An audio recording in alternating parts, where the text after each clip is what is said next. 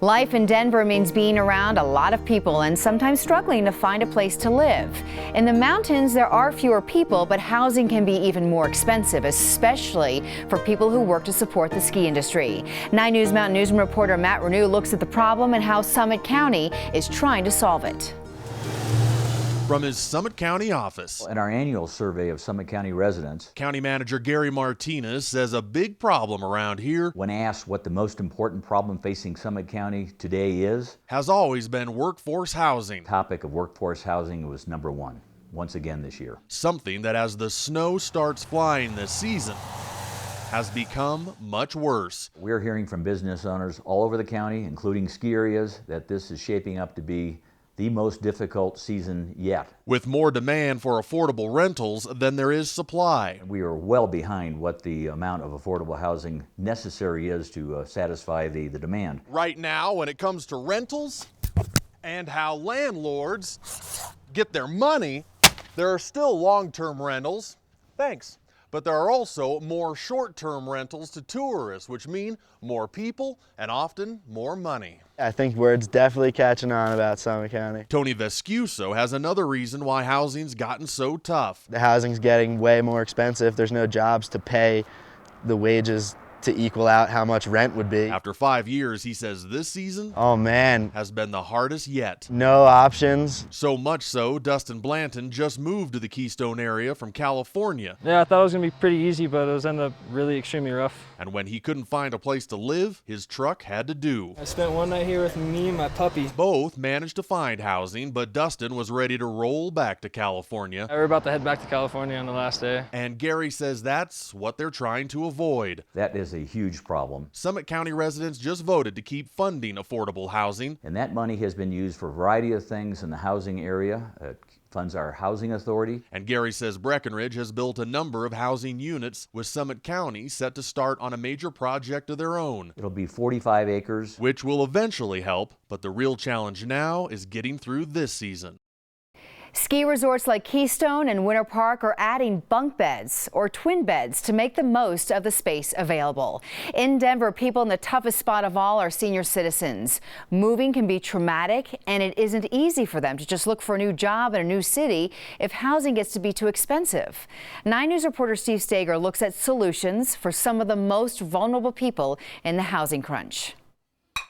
This was not how it was supposed to be. It's not easy out there. Not how Alma Walker thought she'd spend the latter years of her life. I looked at myself in the mirror and I said, you are 70 years old. Why are you doing this? She moved back to Denver last year. It was not the same affordable city she remembered. Nice apartments wanted $1,450 for deposit, $1,450 for rent. I won't get but $753 a month. After wearing out her welcome staying with friends, she found herself in a bind. I was lucky enough to get a car. She found herself here. And that's where I slept from June up until August. My seats reclined like a bed, and I would recline my back seat. A 70-year-old woman confined to her car on hot summer nights. First time in my whole life that I had been homeless, without a job, without money. You know, no more than just what I was getting. We're getting more and more calls from people who are saying my rent went up and I don't have a place to go. Alma's story is certainly not uncommon, says Jill Elkema with the Area Agency on Aging in Denver. So we're seeing more first-time homelessness with people who are over 60, over 70, than we've ever seen before. It's completely unprecedented.